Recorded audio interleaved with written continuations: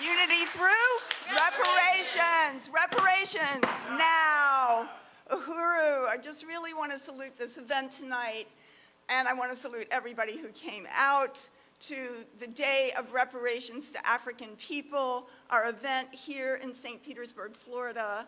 We just returned from St. Louis, where we had our first Day of Reparations to African People, and then we went to Huntsville, Alabama, where there was an incredible event there as well.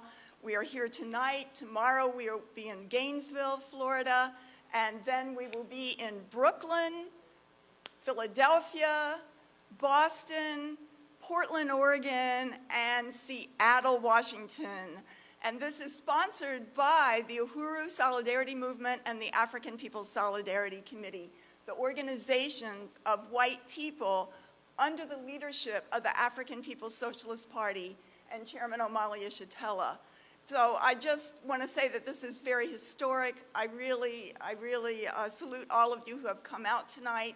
I salute the comrades from the Uhuru Solidarity Movement that were put forward before, who are out there on tables, talking to people, knocking on doors here in St. Petersburg and other places around the country, bringing out the reality that all white people sit on the pedestal of the oppression of African people. All white people owe reparations to African people. And this is the future for us. And we're going to talk about that quite a bit tonight.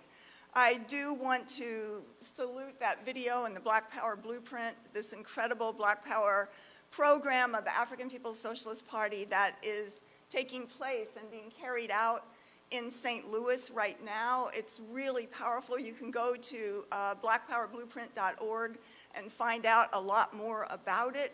It's an amazing program that just raised a 25-foot flagpole with a 25-foot square, I guess, or 25-foot African red, black, and green flag in the middle of the north side of St. Louis, which is incredibly impoverished and oppressed neighborhood.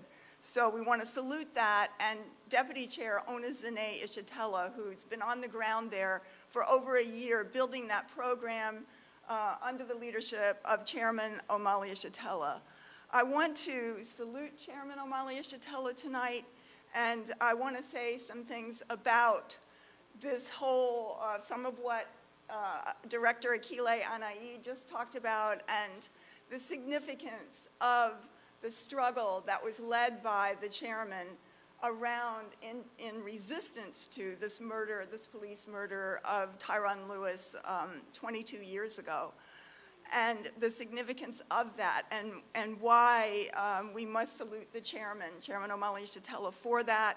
I want to salute the African People's Socialist Party and the powerful 7th Congress of the African People's Socialist Party, a week-long event that was just a couple of weeks ago in St. Louis as well, that brought together African people and allies and solidarity members from all around the world to plan to adopt the political report of Chairman Omali Yeshitela, to report on their work, to really showcase the fact that the African People's Socialist Party is fighting for the complete and total liberation of all African people everywhere on the planet, to liberate Africa, all its stolen resources, and African people everywhere in all 12 million square miles. Is 12 million or 12,000? 12 million square miles of the continent of Africa, which is the birthright of African people everywhere,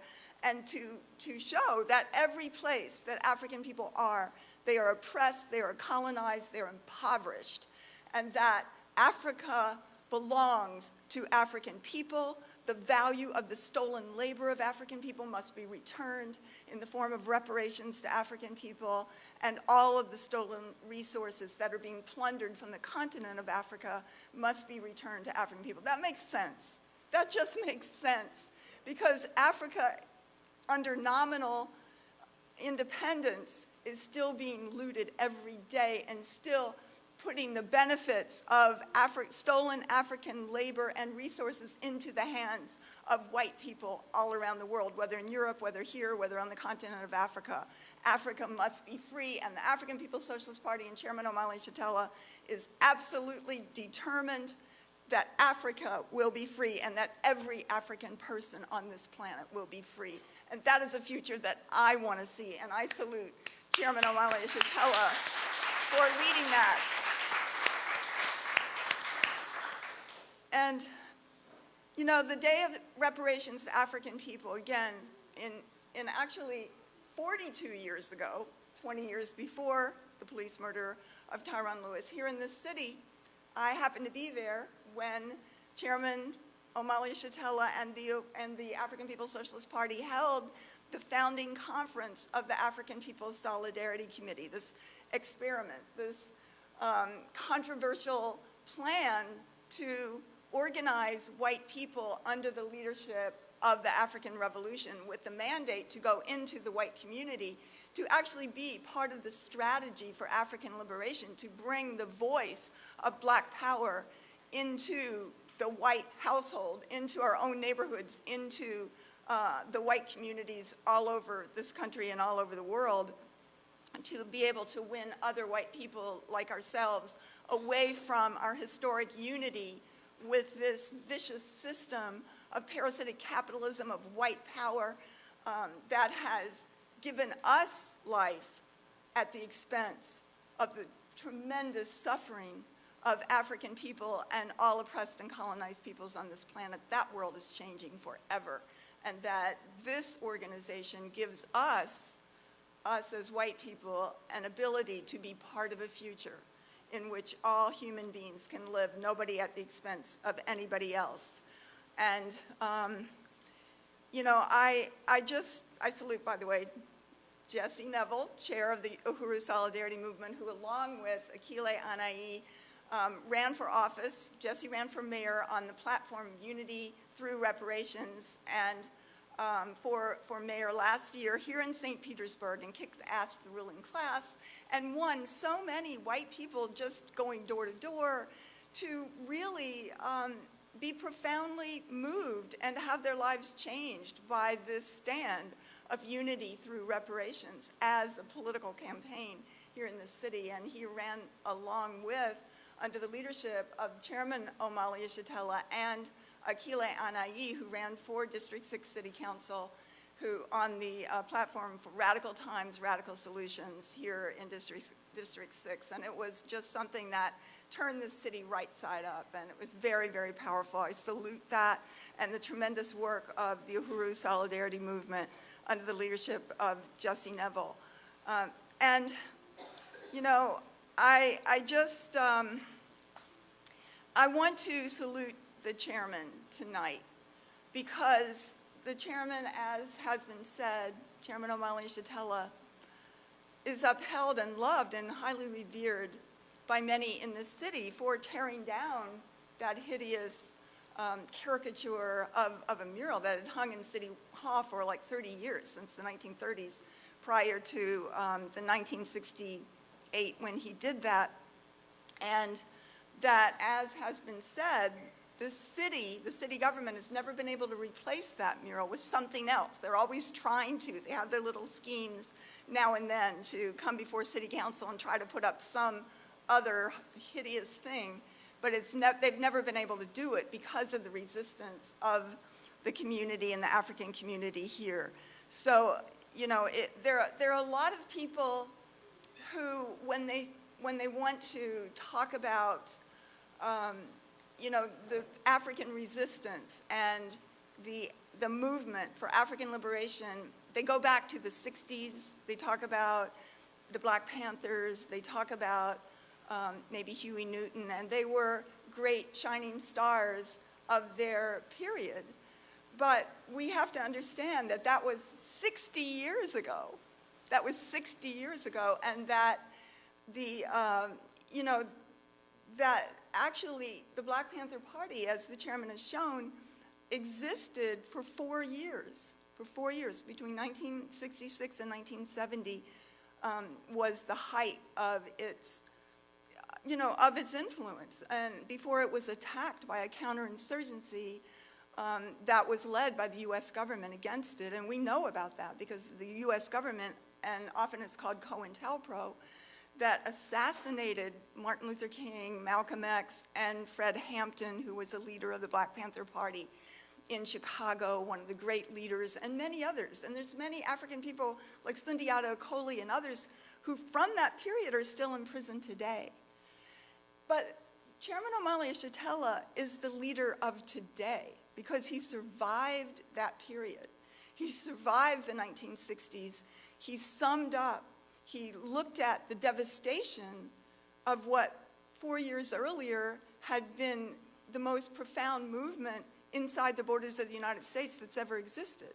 In a period, as the chairman always says, when revolution was the main trend in this whole world, when the Vietnamese workers and peasants were kicking the ass of France and then the US, when people were winning and this whole question of anti-colonial struggle was considered to be the defining question of the whole period, of that era.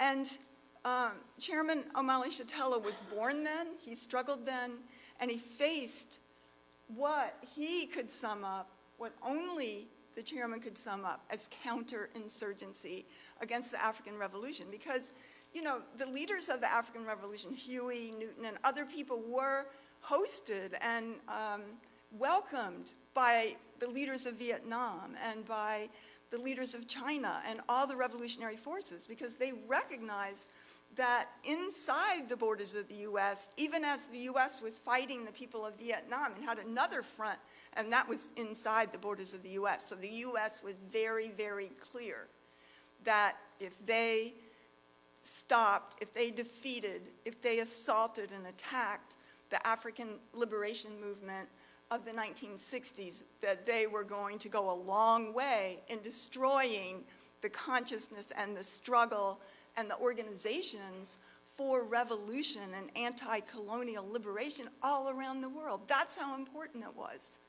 And so many others were murdered from that period, were in prison, or stepped down and ceased to struggle, in some cases even betraying the movement or going towards neo-colonialism, going towards the Democratic Party or other ways that, that did not benefit the liberation of African people. But only Chairman Omali Yeshitela summed up that what happened was a counterinsurgency. And that is so critical because most people were like, well, what happened? All these people were killed and then the struggle was silent.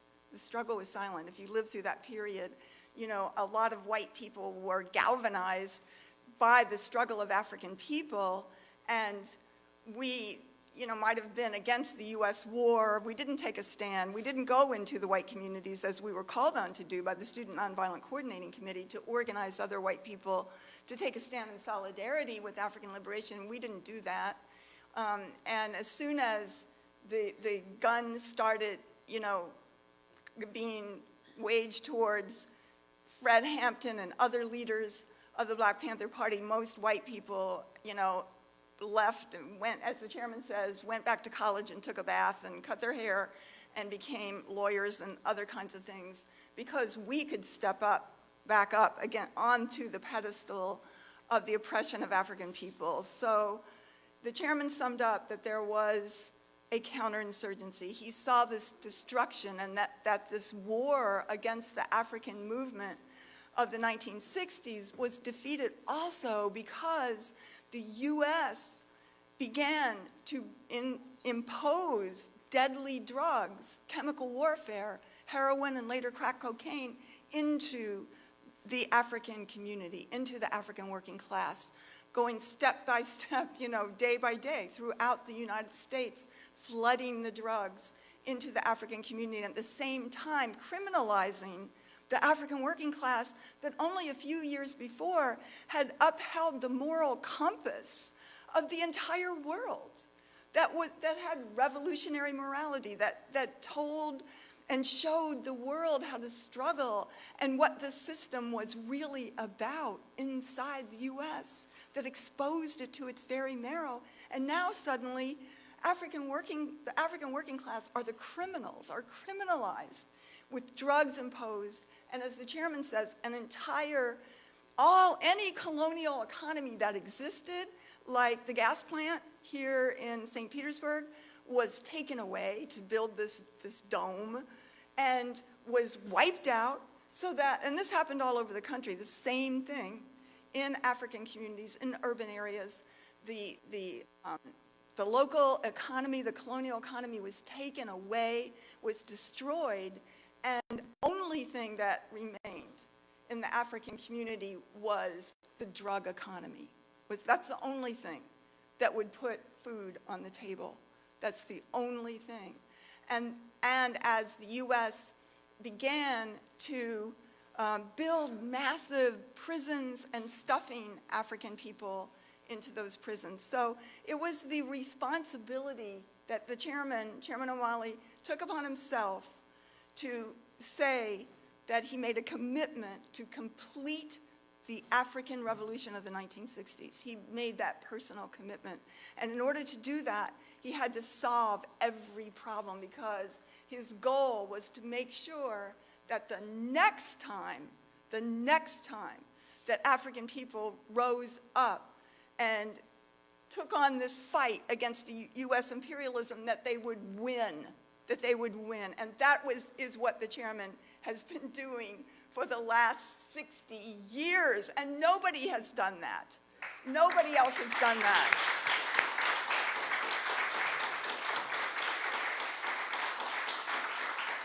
So the chairman, I don't have a lot of time, I just want to say that the chairman created a political analysis not based on some theoretical book that he read, although he did read many books of Marx and Lenin, but through his experience growing up as part of the African working class, to answer the questions, how did the world get to be this way? Why are African people catching hell everywhere they are, and why are white people doing okay everywhere they are doing well, prospering? Why is this? And the chairman, unearthed the history, which we can't even deny, that this system and this country is built on the enslavement of African people, on the assault on Africa by Europe, which stole African human beings, that set out in this human trafficking, if you want to say where that started with the assault and kidnapping of African people. That was the human trafficking, whose wealth built the US economy, built the stock markets of Amsterdam and London and United States, New York, built the wealth and the theft of the labor of African people, turning them into human machines for the benefit of this white power system. There wouldn't be an America, as the chairman said, and there wouldn't be capitalism without the enslavement of African people, without the theft of this land and the genocide of the indigenous people, and the oppression and colonization of the majority of the people on the planet Earth. That is the answer. That capitalism is parasitic. It was born parasitic. It was never benign. It never had a good time. It never had a time when it was okay. From the very beginning, the presidents were slave owners, owned African people. They participated and instigated the genocide against the indigenous people. And white people came here from Europe, poor and impoverished, and had our opportunity, our land of opportunity, as we call the United States, to step on the backs of African people, be the state, the white people's state, as the chairman calls it. So before there were the police, and before there were the military and the prisons, there was us.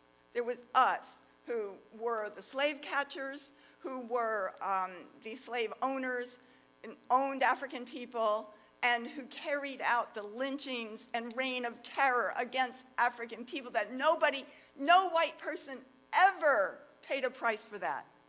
I just went to, the other day, Jesse and I were coming back from Huntsville, and we went to the first ever lynching museum in Montgomery, Alabama. And the African People's Socialist Party, if they did a museum like that, it would be way better. But nevertheless, it was deeply, deeply, deeply, overwhelmingly, I mean, I don't even have words for it. I don't have words for it. If you have a chance to go to that and to see it, and to see that this is a country built on that, and that all of us from the white community, that's what our grandparents and our great-grandparents were part of, that's what this is about tonight. We are taking responsibility for that, for the fact that, as the chairman has shown this can't be denied. Read your history. And that this whole question of the social wealth that we have, even if we do have oppression, even if we are women, even if we are LGBT, even if we are workers, we are all of those things on the backs of African people, and we've always worked to solve our problems while continuing to step on the necks of African people. This is the reality. This is our truth, and we have to tell this, and this is not a feel-good thing. This is not a struggle against racism. It's not about the ideas in our heads. This is a call for white people to stand in solidarity with an anti-colonial struggle that is fighting for the liberation of Africa and African people, that is fighting for territory, it is fighting for their land, it is fighting for their resources and an economy. It's not an idea. And that's what's so important about Chairman Omali Yeshitela, because when in 1996, Tyrone Lewis was murdered, and an African is murdered every 18 hours in this country. But what is memorable is that the chairman made sure that this city and this country would never forget Tyrone Lewis, that his name would be forever tied to the struggle for liberation of African people, and that it goes towards the entire movement. It moves it forward till the day that African people are free and liberated. It was a revolutionary struggle, and it happened right here, and it was led by Chairman Omali Yeshitela. There's a lot more that we could say, and I appreciate that that Director Akile had said that. I just want to say that there's a lot of white people who are in despair. They call it the deaths of despair. All these white people are dying, committing suicide, ODing on drugs, dying of alcoholism in this country, so much so that the life expectancy for the first time of white people is declining. And, as long as we're tied to this system, whether liberal or Democrat, as long as we're tied to our lives on this pedestal, we're going to be in despair, because people around the world are resisting. They want to bring U.S. imperialism down. They stand in solidarity with African people, and that there is no future. There's no future if we look at America. But there is a future if we look at the ability to go inside the belly of the beast, to return the stolen resources, and therefore be part of a world that African liberation represents, the end of all oppression, the end of all oppression of every kind. That this is the world that we can live in. And when you look at the crisis of imperialism, you can look at right now, the U.S. is killing and starving the people of Yemen. They're saying half that population is going to die within the next few weeks of starvation because of what the U.S.-backed Saudi Arabia is doing. You can look at all these people coming to fight to try to get in here, to get their stolen resources coming from the southern border. They're going to fight for that. And we can look at the conditions of African people that are worse than they were in the 60s, in terms of poverty, in terms of the fact that 1 out of every 8 prisoners in the entire world is an African inside this country. That we look at this, and the only future is the future for imperialism to go. It's got to go. There is no compromise with that. And the future of the red, black, and green flag flying over not only St. Louis, but this world and Africa, that is the future in which all human beings can live, in which the world can prosper, which all of the contradictions from climate change to poverty to hunger, all of these problems we solve not by this system built on genocide, slavery, rape, and pillage, but based on a world led by the African working class, a world that embraces all humanity and lets us, for the first time, find our humanity through the stand of reparations to African people. So, you know, just want to call on all the white people, the North Americans who are here tonight to join this movement. This is the only place to be. This is the winning side. And it feels so good to be on the winning side. It feels so good to be on the winning side. The losing U.S., no way. You know, this is the side of history to be on. And we have a responsibility. We can't leave this world for another generation. We have to make it, you know, it has to go. It has to go. And we can only do that through the leadership of the African working class and the African Revolution. So, you know, just really want to thank everybody who's here tonight. I want to salute Chairman Omali Chattel again, and to say that we are winning. The African People's Socialist Party is winning. This is a future that I'm inviting you to be part of, and unity through reparations. Uhuru.